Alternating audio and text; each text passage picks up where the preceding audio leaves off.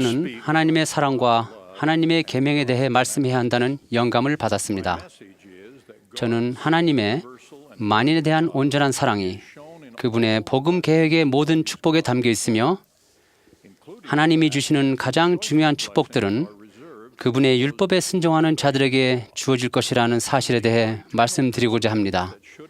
이것은 부모가 자녀들을 사랑하고 가르칠 때 지침으로 삼아야 할 영원한 원리입니다. 일부 사람들이 사랑과 율법 사이에서 느끼는 혼란을 보여주는 4가지 빈번한 예를 먼저 들겠습니다. 동거를 하고 있는 젊은이가 근심하는 부모에게 말합니다. 저를 사랑하신다면 다른 결혼한 자녀들과 마찬가지로 저와 그 사람을 받아들여 주실 겁니다. 부모의 명령이나 압력에 반항하는 청소년이 이렇게 선언합니다. 저를 사랑하신다면 제게 강요하지 않으실 거예요. 이 2가지 예에서 계명을 어기고 있는 사람은 부모의 사랑이 하나님의 율법이나 부모의 가르침보다 우선되어야 한다고 주장합니다. 다음의 2가지 예는 하나님의 사랑의 효력에 대한 사람들의 혼돈을 보여줍니다. 다음 생에서 가족관계를 향유하려면 부부가 영원한 결혼을 해야 한다는 교리를 거부하는 사람이 이렇게 말합니다. 만일 하나님이 정말로 우리를 사랑하신다면 이런 식으로 남편과 아내를 갈라놓으실 거라고는 믿지 못하겠습니다. 다른 사람이나 인종이 겪도록 하나님이 허용하신 고난을 보고 자신의 신앙을 잃었다고 말하는 사람은 이렇게 결론을 짓습니다. 만일 하나님이 존재하고 우리를 사랑한다면 이런 일이 일어나도록 두지 않았을 것입니다. 이 사람들이 영원한 율법을 믿지 않는 이유는 그것이 자신들이 이해하고 있는 하나님의 사랑의 효력에 반하기 때문입니다. 이러한 입장을 취하는 사람들은 하나님의 사랑의 본질이나 그분의 율법과 계명의 목적을 이해하지 못합니다. 하나님의 사랑은 그분의 율법이나 그분의 계명에 선행하지 않으며 하나님의 율법과 계명의 효과는 그분의 사랑의 목적과 영향력을 감소시키지 않습니다. 부모의 사랑과 규칙들도 마찬가지입니다. 우선 하나님의 사랑을 생각해 봅시다. 누가 우리를 그리스도의 사랑에서 끊으리요? 사도 바울이 물었습니다. 환난도 아니고 박해도 아니며 위험이나 칼도 아닙니다. 그리고 이렇게 결론을 지었습니다. 내가 확신하노니 사망이나 생명이나 전사들이나 권세자들이나 다른 어떤 피조물이라도 우리를 하나님의 사랑에서 끊을 수 없으리라. 하나님의 사랑에 담긴 무한한 권세와 온전함을 보여주는 가장 훌륭한 증거가 사도 요한의 선언에 나타나 있습니다. 하나님이 이처럼 세상을 사랑하사 독생자를 주셨으니 또 다른 사도는 하나님께서 자기 아들을 아끼지 아니하시고 우리 모든 사람을 위하여 내주셨다고 기록했습니다. 하나님 아버지께서 그분의 아들이 우리의 죄를 위하여 무한한 고통을 겪도록 보내셨을 때 얼마나 슬퍼하셨을지 생각해 보십시오. 그것이 우리 각자에 대한 그분의 사랑을 보여주는 가장 훌륭한 증거입니다. 그의 자녀들에 대한 하나님의 사랑은 영원 불변의 본질이지만 그분은 왜 우리를 그렇게도 사랑하시고 왜 우리는 그 사랑을 소망하는 것일까요? 그 답은 하나님의 사랑과 그분의 율법 사이의 관계에서 찾을 수 있습니다. 일부 사람들이 하나님의 사랑을 소중히 여기는 이유는 그분의 사랑이 너무나 크고 무조건적이어서 자신들은 자비롭게도 그분의 율법에 순종하지 않아도 되게 해 주실 것이라는 희망 때문인 것처럼 보입니다. 반면에 자녀들을 위한 하나님의 계획을 이해하는 사람들은 하나님의 율법이 불변하는 것이며 그 사실이 자녀들에 대한 그분의 사랑을 보여주는 또 하나의 증거라는 것을 압니다. 자비가 공의를 앗아갈 수는 없으며 자비를 얻은 자들은 성약을 지키고 계명을 준행한 자들입니다. 성경과 현대 경전에는 사악한 자들에 대한 하나님의 노여움과 율법을 어기는 자들을 향한 그분의 진노에 대한 내용이 반복적으로 나옵니다. 어떻게 노여움과 진노가 그분의 사랑의 증거가 될 수 있습니까? 조세 스미스는 하나님께서는 그분이 지상으로 보낼 영들에게 그분과 같이 발전할 수 있는 특권을 가질 수 있도록 율법을 제정하셨다고 가르쳤습니다. 하나님의 사랑은 참으로 온전하여 우리에게 그분의 계명에 순종하라고 애정어린 요구를 하시는데 하나님께서는 그분의 율법에 순종하는 것만이 그분과 같이 온전하게 되는 유일한 방법임을 아시기 때문입니다. 하나님의 노여움과 진노는 그분의 사랑에 모순되는 것이 아니라 그분의 사랑의 증거가 되는 것입니다. 모든 부모는 자녀가 스스로를 파멸시키는 행위를 할 때 목적을 가지고 화를 내거나 이에 실망하면서도 여전히 자녀를 온전히 전적으로 사랑할 수 있다는 것을 압니다. 하나님의 사랑은 참으로 만인을 위한 것이어서 그분의 온전한 계획은 그분의 모든 자녀, 심지어 그분의 율법에 불순종하는 자들에게조차 많은 은사를 부여합니다. 필멜의 육신은 그러한 은사 중의 하나로 하늘의 전쟁에서 첫째 지체를 지켰던 모든 자들에게 주어졌습니다. 또 하나의 무조건적인 은사는 모든 이들에게 일어날 부활입니다. 아담 안에서 모든 사람이 죽은 것 같이 그리스도 안에서 모든 사람이 삶을 얻으리라. 지상생활에서 주어진 많은 다른 은사들도 우리들이 율법에 순종하는가의 여부와 무관합니다. 예수께서 가르치신 것처럼 하나님은 그 해를 악인과 선인에게 비추시며 비를 의로운 자와 불의한 자에게 내려주십니다. 우리가 귀를 기울이기만 한다면 우리는 불순종할 때조차도 하나님의 사랑을 알고 느낄 수 있습니다.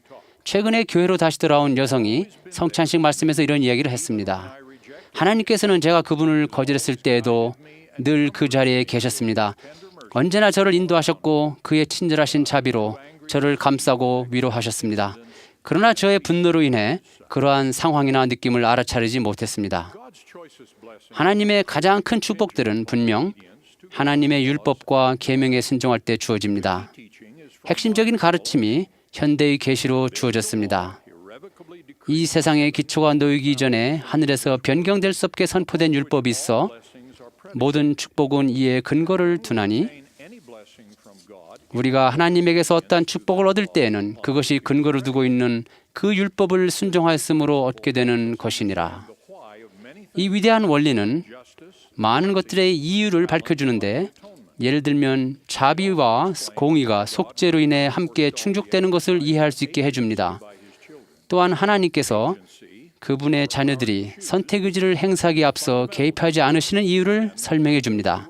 선택의지, 즉 선택할 수 있는 우리의 능력은 우리를 지상으로 이끈 복음 계획의 근간입니다. 하나님께서는 특정한 사람들의 복리를 보호하기 위해 다른 사람들의 선택의 결과에 미리 개입하지 않으십니다. 심지어 사람들이 서로를 죽이고 다치게 하거나 억압할지라도 간섭하지 않으시는 이유는 그것이 우리의 영원한 진보를 위한 하나님의 계획을 무너뜨릴 것이기 때문입니다. 하나님께서는 다른 사람들의 선택의 결과를 우리가 인내할 수 있도록 축복하실 것이지만 그러한 선택을 미리 막아주시지는 않을 것입니다. 만일 사람이 예수님의 가르침을 이해한다면 그는 하나님 아버지나 그분의 성스러운 아들이 그들의 사랑을 그들의 계명보다 중히 여기신다고 추론할 수 없을 것입니다. 다음 예를 생각해 보십시오. 예수께서 성역을 시작하셨을 때 그의 첫 메시지는 회개였습니다. 그분은 간음증에 잡힌 여자를 정죄하는 대신 자비를 보이셨지만 그녀에게 가서 다시는 죄를 범하지 말라고 하셨습니다. 예수께서는 이렇게 가르치셨습니다. 나더러 주여 주여 하는 자마다 다 천국에 들어갈 것이 아니요 다만 하늘에 계신 내 아버지의 뜻대로 행하는 자라야 들어가리라. 하나님의 계명과 율법의 효과는 사람들에게 만연한 행위나 욕망을 위해 변경되지 않습니다. 하나님의 사랑이나 부모의 사랑이 그 자녀가 율법을 어겨도 괜찮다는 허가를 내준다고 생각하는 사람이 있다면 그들은 사랑도 율법도 이해하지 못하는 것입니다. 주님께서는 이렇게 선언하셨습니다. 율법을 깨뜨리며 율법을 지키지 아니하고 도리어 스스로에게 율법이 되기를 구하며 죄 가운데 거하기 원하며 온전히 죄 가운데 거하는 것은 율법으로나 자비로나 공의로나 심판으로도 성결하게 될 수 없나니 그러므로 그들은 여전히 더러운 채로 있어야 하느니라.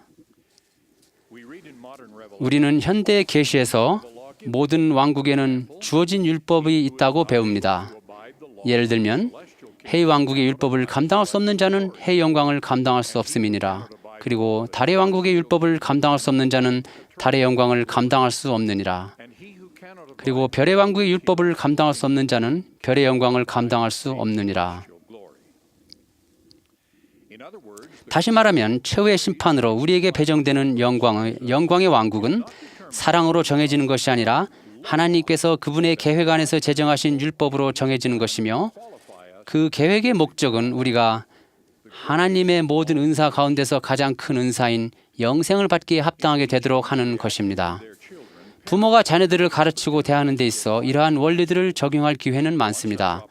그런 기회들 중 하나는 자녀들에게 선물을 줄 때입니다. 하나님께서 그분의 은사 중 일부를 모든 필멸의 자녀들에게 주시고 그분의 율법에 대한 개인의 순종을 강요하지 않으시는 것처럼, 부모는 자녀들이 부모가 요구하는 것들을 모두 준행하지 않을지라도 집이나 음식 같은 혜택을 제공합니다. 그러나 전지전능하고 사랑이 많으신 하나님 아버지께서 그분의 자녀들을 위하여 율법과 계명을 주신 본을 따라 현명한 부모들은 자녀에게 주는 부모의 선물 중 일부에 조건을 답니다. 부모의 기대에 벗어난, 즉 술이나 마약을 하는 10대 자녀가 있다면 그들은 심각한 문제에 직면하게 됩니다. 부모의 사랑으로 집에 술이나 마약을 두거나 집에서 그것을 소비하는 것을 허용할 것인가? 아니면 법률에 나온 대로 또는 비행의 정도에 따라 또는 집안의 다른 자녀들을 위하여 그것을 금지할 것인가? 이보다 더 심각한 문제를 논하자면, 성인인 자녀가 동거를 하고 있다면 결혼의 테두리 밖의 성적인 관계의 심각성으로 인하여 이 자녀를 모든 가족 관계에서 제외시켜 전면적인 가족의 반대를 느끼게 할 것인가? 또는 부모의 사랑으로 동거 사실을 모르는 채 할 것인가? 저는 이 양극단의 예들을 모두 보았는데 두 방법 모두 부적절하다고 생각합니다. 부모로서 어디까지 선을 그어야 할까요? 이것은 주님의 영감에 따라 부모의 지혜로 해결해야 할 문제입니다. 자녀들을 양육하고 가정을 다스리는 데 있어서 부모가 결정을 내리는 일은 부모가 하는 다른 어떤 행동보다도 하늘의 인도가 가장 필요한 일이고, 그러한 인도를 가장 잘 받을 수 있는 일입니다. 이것은 영원한 일입니다. 부모들은 이러한 문제로 씨름하는 동안 주님께서 우리가 잃어버린 양을 찾기 위해 99마리의 양을 두고 광야로 나가야 한다고 가르치신 것을 기억해야 합니다. 몬슨 회장님은 냉담 또는 무지의 광야를 헤매는 우리의 형제 자매들을 구하기 위한 사랑의 원정을 요청하셨습니다. 이러한 가르침은 지속적으로 애정어린 염려를 하도록 하며 당연히 애정어린 관계를 유지하는 것이 요구됩니다. 부모들은 또한 주님께서 종종 주께서 그 사랑하시는 자를 징계하신다고 가르치신 것을 기억해야 합니다. 관용과 사랑에 관한 연차대의 말씀에서 넬슨 장로님은 죄를 지은 사람에 대한 진실한 사랑은 묵인이 아닌 용기 있는 저항을 불러올 것입니다. 진실한 사랑은 자기 파괴적인 행동을 지지하지 않습니다. 라고 가르치셨습니다. 사랑의 힘과 율법의 권능 사이에 어느 지점에 선을 긋던 간에 계명을 어기는 것은 분명 사랑하는 가족관계에 영향을 주기 마련입니다. 예수께서는 이렇게 가르치셨습니다. 내가 세상에 화평을 주려고 온 줄로 아느냐? 내가 너에게 이르노니 아니라 도리어 분쟁하게 하려 함이로라. 이후부터 한 집에 5사람이 있어 분쟁하되 셋이 둘과 둘이 셋과 하리니 아버지가 아들과 아들이 아버지와 어머니가 딸과 딸이 어머니와 분쟁하리라 하시니라.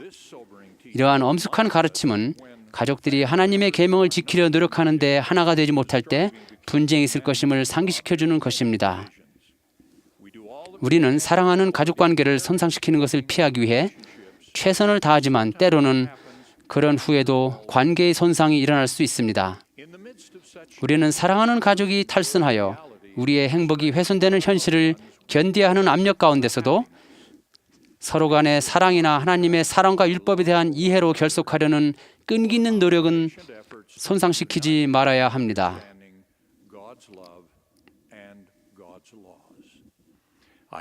이 말씀이 구원의 계획의 일부요 그리스도의 교리이며 진실하다는 것을 간증드리며 예수 그리스도의 이름으로 전합니다. 아멘.